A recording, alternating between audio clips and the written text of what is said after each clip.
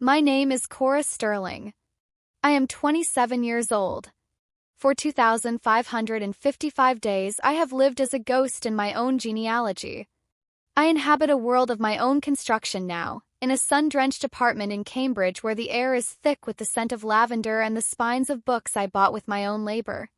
My life is quiet, stable, and entirely self-contained. But to understand the woman who stands here today, you must first understand the girl who evaporated on May 18, 2018.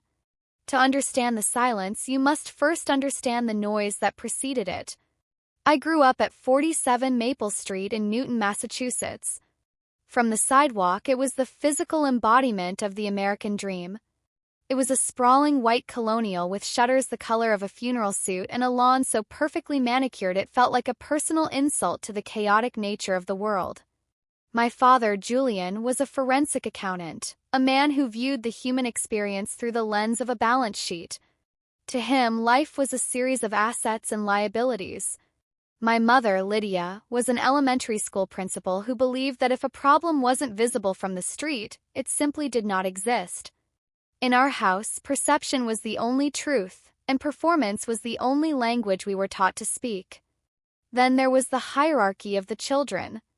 My sister, Madeline, was born in 1996. She was the masterpiece. She was the straight-A student, the violin prodigy, the girl who moved through the world as if the Red Sea were constantly parting just for her. I followed in 1998, and from the moment I arrived, I was treated as the rough draft that should have been discarded. I was the one who struggled with the complex equations Madeline solved in her sleep. I was the one who had to work 2 retail jobs in high school just to afford the basic things my parents refused to provide because they were too busy funding Madeline's endless list of triumphs. Our lives were a series of calculated performances centered around the mahogany dinner table at exactly 6:30 every evening. The seating chart was a map of our worth. My father sat at the head. Madeline sat to his right, the seat of the favored advisor. My mother sat to his left. I was relegated to the far end of the table, closest to the kitchen door. I was near enough to be useful for fetching the salt or clearing the plates, but far enough away to be effectively invisible during the conversation. I remember the sound of the silverware against the fine china, a rhythmic clicking that underscored the surgical precision of my father's interrogation. He would ask Madeline to detail her latest victory in the student government or her most recent internship offer. The light in his eyes when he looked at her was a warmth I spent 2 decades trying to earn for myself. When his gaze finally drifted toward my end of the table, the temperature in the room seemed to drop 10 degrees. He would sigh and ask if I was still failing that chemistry elective or if I had finally realized that my interests were a waste of his time. I stopped defending myself during my sophomore year of high school. Instead, I began to keep a secret record. I bought a small black journal and I hid it beneath a loose floorboard in my closet. Every time they compared me to Madeline, I wrote it down. By the time I graduated high school, I had recorded 47 instances of them asking why I couldn't simply be more like my sister. The architecture of our home told the story of our value. Madeline's room was a 16 by 18-foot sanctuary with sage green walls and natural light that poured in from massive windows. She had a queen bed and a $600 desk. My room was a 9 by 10-foot cell with a twin bed I had owned since I was 8 and a desk I bought at a yard sale that wobbled every time I tried to type. I lived in a house where my presence was tolerated but my existence was never celebrated. I learned to make myself smaller and smaller until I was a master of invisibility. I didn't know then that I was practicing for the day I would disappear completely. The final fracture occurred on May 18, 2018. It was the day of Madeline's graduation from Boston University. She was the pride of the Sterling lineage, graduating at the top of her class with a job at a top consulting firm already secured. I had spent the morning in the silence of my own dorm room, putting on a cheap navy blue dress I had purchased with my own tips. No one had offered me a ride to the arena. No one had asked if I wanted to be in the family portraits that were being taken on the campus green. The ceremony, my father handed me a ticket and told me that because they only had 4 seats in the VIP section, I would have to sit further back. He told me it was Madeline's day and that I shouldn't make a scene. I sat in row M, 12 rows behind the people who shared my DNA. I watched the back of their heads as they cheered for the golden child. Then came the parental tribute. My parents walked onto the stage looking like the very definition of American success. My father leaned into the microphone and his voice echoed through the rafters of the arena. He spoke of Madeline's brilliance and her kindness. Then he paused and looked at my mother with a smirk that felt like a serrated blade. He told the 300 people in that room that they really should have stopped after Madeline because their second child was essentially useless. The room erupted in laughter. It was a warm, collective sound of people enjoying a joke at the expense of someone they did not even see. My mother leaned into the mic and added that at least one of their daughters made them proud. Madeline laughed along with them. She did not look back at row M. She did not look for the sister who had spent her life in her shadow.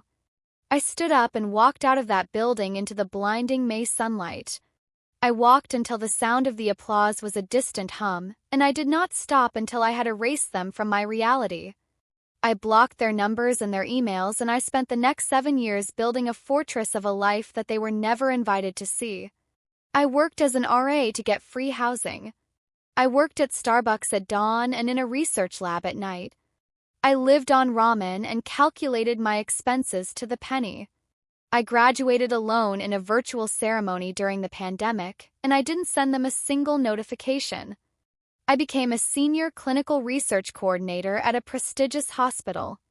I bought my own furniture and I paid my own bills. I was whole and I was free. I was exactly the person they said I would never be. Until the phone lit up on February 11, 2026. Call arrived at 9:47 in the evening while I was in my kitchen in Cambridge, watching the steam rise from a cup of tea. When I saw the unrecognized number, I almost ignored it, but the persistence of the vibration made me pick up. It was my mother. Her voice didn't sound like the woman I remembered. It was thin and brittle like old parchment. She told me that Madeline had fallen apart. She told me about a car accident in 2022 that had left Madeline with a back injury and a prescription for oxycodone that had turned into an addiction she couldn't control. The masterpiece had shattered. The golden child was gone, replaced by someone who lived in the dark, clutching orange plastic bottles as if they were life rafts. She had lost her job at the consulting firm. She had lost her apartment. She was living in the master bedroom in Newton, the same room that used to be her palace, but now it was a tomb. My parents were frantically trying to hide the truth from the neighbors, keeping the shutters closed and the voices low. They were calling me because Madeline wouldn't speak to them. She screamed at them to stay away, but they had found old drafts of emails on her computer addressed to me. They believed I was the only one she might listen to. The irony was a heavy weight in my chest. They wanted the useless daughter to salvage the masterpiece. They wanted the ghost to come home and perform a miracle. I drove to Newton on a Saturday morning. The drive took 23 minutes, but it felt like 23 years. The house looked exactly the same as the day I left. The white paint, the black shutters, the perfect lawn. It was a museum of a life I no longer recognized. My mother met me at the door and tried to hug me, but I stepped back, keeping my hands at my sides. I walked into the living room and saw the mantel covered in 12 photos of Madeline's achievements and not a single image of myself. They had erased me, and now they wanted me to draw them a map back to their daughter. I went upstairs to the master bedroom where Madeline was hiding. The door was locked, a physical barrier between the perfect past and the broken present. I knocked, not with the hesitation of a child, but with the authority of the woman I had become. "Madeline, it's Cora," I said. The silence lasted for a minute, then the sound of the lock turning echoed in the hall.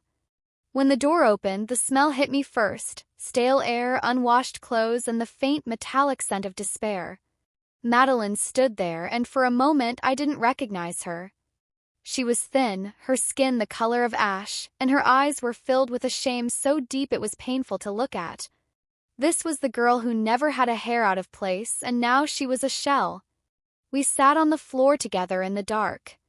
I didn't offer her platitudes. I didn't tell her it would be okay.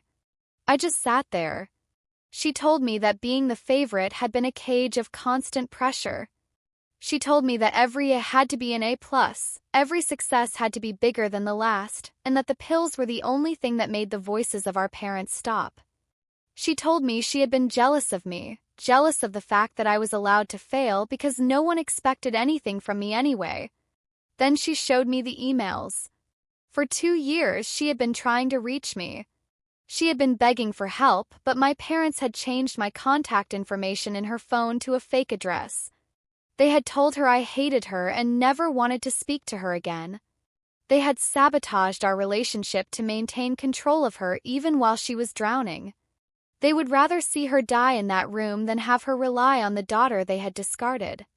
They were so afraid of their own failure that they were willing to sacrifice both of us to keep the secret.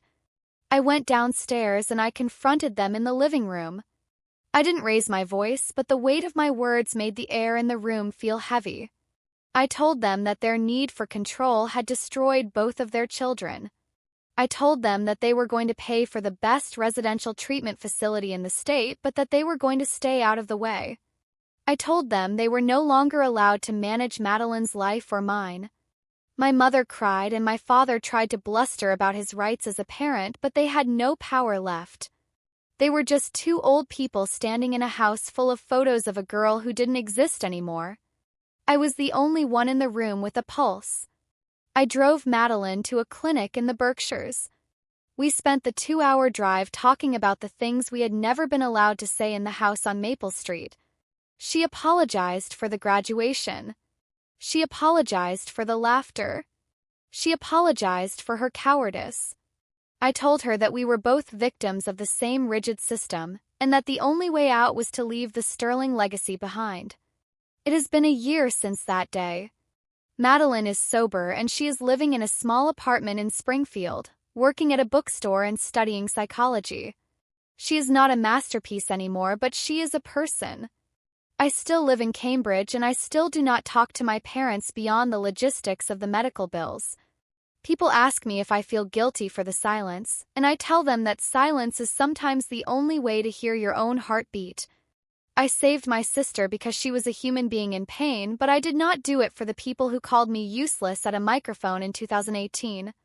I did it for the girl in the navy blue dress who finally realized that her worth was not something that could be measured by an auditor. My name is Cora Sterling. I am 27 years old. I am a sister, a survivor, and I am the one who stayed standing when the golden pillars turned to dust. I am the one who was useless until I was the only thing that mattered.